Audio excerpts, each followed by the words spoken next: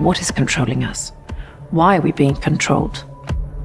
The third season of Silo has started, and we are completely hooked on the story as Graham Yost, the creator of the show, has once again played with his unique storytelling style. As we are going with an arc that will continue Juliette's arc, along with an arc that will explore the before times, there are a lot of interesting developments set to come out soon.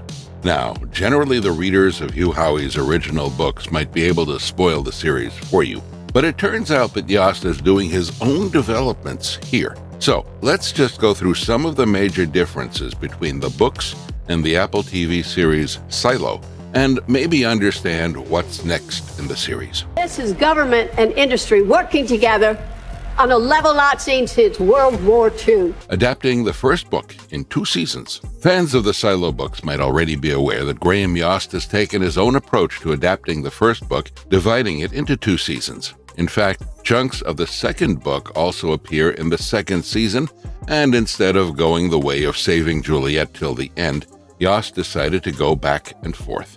Now we have a nonlinear structure for looking at the series, with the second season jumping between 2 silos and the third between timelines. Yost has been completely clear about his love for the character of Juliette, and he had no plans to leave her behind as in the books. Instead, he devised a way to restructure the story while keeping her at the center.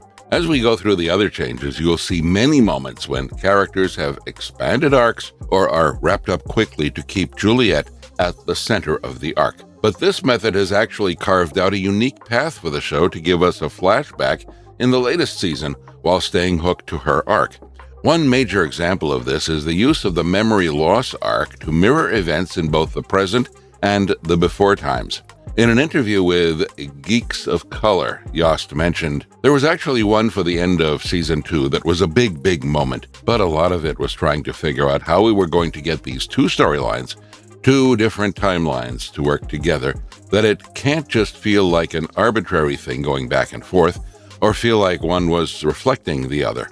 And so, when we worked out the whole memory thing to a degree, and then we had to do a lot more work on it to make it work, we could see where, this is where it lines up, that we see something happen in the before time story with Daniel's sister Charlotte getting her memory wiped, and then we know that Juliette's had her memory wiped, and we're like, it's the same thing, they're still using this trick, they're using this thing to control someone. The answers. The series takes an interesting route in answering many of the questions that come to mind. In fact, the mystery is built up until the finale, when we finally get a reveal that leaves us with a major cliffhanger. Meanwhile, the books reveal many of these answers differently, often introducing key information earlier than the series, while gradually expanding the larger mystery across the trilogy. Compared with the show, they rely less heavily on prolonged episodic cliffhangers. But that's what Graham Yost intended to do from the very beginning. As he explained while discussing the series' approach to adapting the novels, he mentioned, ultimately, this is a mystery show grounded in characters in a world that we could believe in. What is real and what isn't? Who controls the knowledge? And then the big thing for me is, why is this happening? Why are they living underground? That kept me going through the 3 books. Buy the books, but don't read them until the entire television series is over, because we're going to veer in some ways and stay close in others. But mostly we want to get the fun of revealing the answers to the mysteries. Yost has his own way of approaching characters like Bernard, Sims, and even George Wilkins, changing their arcs in ways that completely stray from the books. Bernard's true motivations are kept for a later reveal, while George is given a bigger arc, something that the book hardly did. And finally, there's Sims, who alongside his wife Camille has become one of the show's main antagonists. To be honest, Yost confessed that he felt the book had enough space to keep the mystery, and that became his motivation when working on the episodes. In his own words, what hooked me about the books was that it's an unconventional mystery story. And the mystery is, why the hell are they in an asylum? Who built the asylum? What happened? There's something wrong. It's not an open society. What the hell is going on? So that's fun. And then I love the way you slowly revealed that without it being programmatic in any way. It evolves over the 3 books, so that appealed to me. It felt like there was enough stuff that you could do multiple seasons and have more revealed along the way without it being something where we'd be stretching, where we should have found this out in episode 4, but instead you're finding out in episode 8.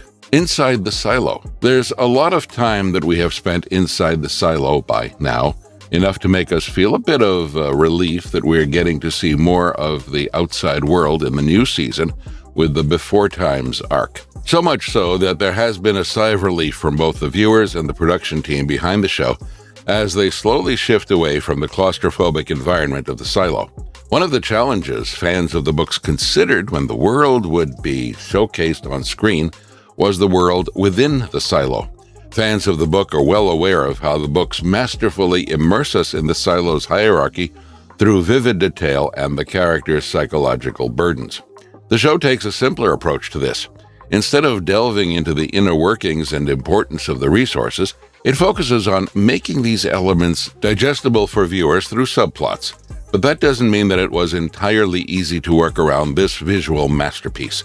In fact, Yost has explained, the hard part was that everything had to be built, and there's limited stage space in England right now, which means you have to design the production around which sets you're building. And so certain big circular sets become the IT bullpen, which becomes the marketplace, which becomes any other big circular set. So it's this big logistical nightmare figuring out how to film the thing. On the other hand, it's all indoors, there's no night shooting, and barely any locations. But Hugh Howey himself is somewhat impressed with the way that series approaches this, as he mentioned in an interview with comicbook.com. I think the beauty of adapting something is it's like a hologram. If you break a hologram in half, you still see the full image, but there's just less detail. You lose some resolution. And telling the story in a different medium just adds another angle and more nuance and detail. Now that I've read the books and seen the TV show, my overall image of the story is crisper instead of just being different. Juliette Nichols, the reluctant hero. At the center of the whole narrative is our protagonist, played by none other than the talented Rebecca Ferguson. But did you know that the series gives Juliette a much larger backstory and a more personal investigative arc than the books? Yeah, Juliette is given a complicated arc where she loses her boyfriend and then gets pushed into the world of finding the secret about the silo. It's almost like she is a reluctant hero, someone who had to change their mind due to the circumstances. Yost has been quite clear about, as he said, there's not a lot in the first half of the first book for Juliette to do after she becomes sheriff. It's not long before she's sent out to clean in the book. So we built more of a story for her, trying to find out what happened to our boyfriend, which also just gave up a nice engine for that character and something personal, because I love the idea that Juliette never, ever set out to be the hero of the silo. That was preposterous to her. All she wanted to find out was what happened to her boyfriend. The series makes Wilkins a major character motivation for Juliette, even though the book hardly spends any time exploring the character. Jules doesn't even get motivated to find more on Wilkins's death, as she feels it's a pure industrial accident in the books. Moreover, she isn't at all bitter about the circumstances inside the silo, and the only thing that really bothers her is the prohibition of unsanctioned relationships. The books handle the generator repair as a much smaller technical episode, while the show expands it into one of the season's biggest set pieces. But in the end, the show did manage to make this storytelling quite exciting by the way we go around the world of the silos with Juliette. According to Rebecca Ferguson, what I love about this show is that the audience is figuring it out with the character. There are secrets and astronomical complexities in this world, but you're getting to unravel them one-on-one with a character who's trying to solve one murder that leads to bigger questions and bigger lies. That's what's so exciting, the political thrill of it all. Even though the book has its politics clearly laid out, it doesn't go as far as the show does in establishing the struggle between the different power structures there. To be honest, the judicial is hardly mentioned in the books, and even when it is, there is no significant character arc drawn from it. But the show's actually worked around the character of Sims and made a menacing figure out of him, with the Bernard arc actually increasing the tension. Yost plays around a lot with the idea that it has the arc of a dystopian future, Even though most things might look normal to the naked eye, early during the first season, Yost had mentioned in an interview, "Everyone on this show has suffered a trauma, which is that they're living in a freaking silo underground. There's a line upcoming, which is, no one has walked in a straight line for more than 100 feet in their entire lives. There's a problem there, and it's generational trauma. On the other hand, they've all got jobs, they've all got healthcare, they've got friends and family. There's essentially no sexism, there's no racism, because it's all been forgotten. But it's still a tough slog. We try to dig into that stuff and think about it from all angles and spend time with it." Now, that's a very interesting way to look at this world. The Before Times arc. Season 3 of Silo is stepping right into the why of it all. We are getting a complete arc that explores how the silos were made. It's not brought in as exposition, but is well integrated through scenes that work in parallel with the ongoing arc of Jules, as we saw in an earlier example. The books also gave us the answers, but the focus there was more on how this ended up happening, because the answer to the outside world is exposed quite early on. As you flip through the book's answers, like the silos are engineered, there are people overlooking this system of silos, and that there was a catastrophe that led to this are the ones you get somewhat in that order. So the books don't make it a mystery anymore. The way that they deal with it is more about a tragedy that will be uncovered slowly. The series still keeps the mystery and unwraps it along Jules's arc, keeping the excitement for both, and the audience ends up investigating the past instead of just being a witness to it all. Yost likes to keep us lost in the story because instead of knowing that we are watching the origin of the silos, like it feels when you read Shift, the third season gives us a puzzle to solve in real time as things collapse in the past. Major update. When Hugh Howey first published Wool in 2011, today's conversations around generative AI and AI governance hadn't yet become part of mainstream public discussion. The books focused more on themes like political power and nanotechnology, while the series updates some of those ideas for a modern audience. Instead, the subjects chosen in the book included political power and nanotechnology, even though both of these things are still essential parts of the arc, with the nanotechnology thing possibly being associated with Charlotte's crash in the series. There are much more interesting developments already present here. While discussing the development of the series, Yost mentioned that the writers had worked to ensure the series' mythology incorporated elements of predictive decision-making and AI-assisted governance. This was done to address concerns that have become increasingly urgent in the last decade, specifically the artificial intelligence chunk.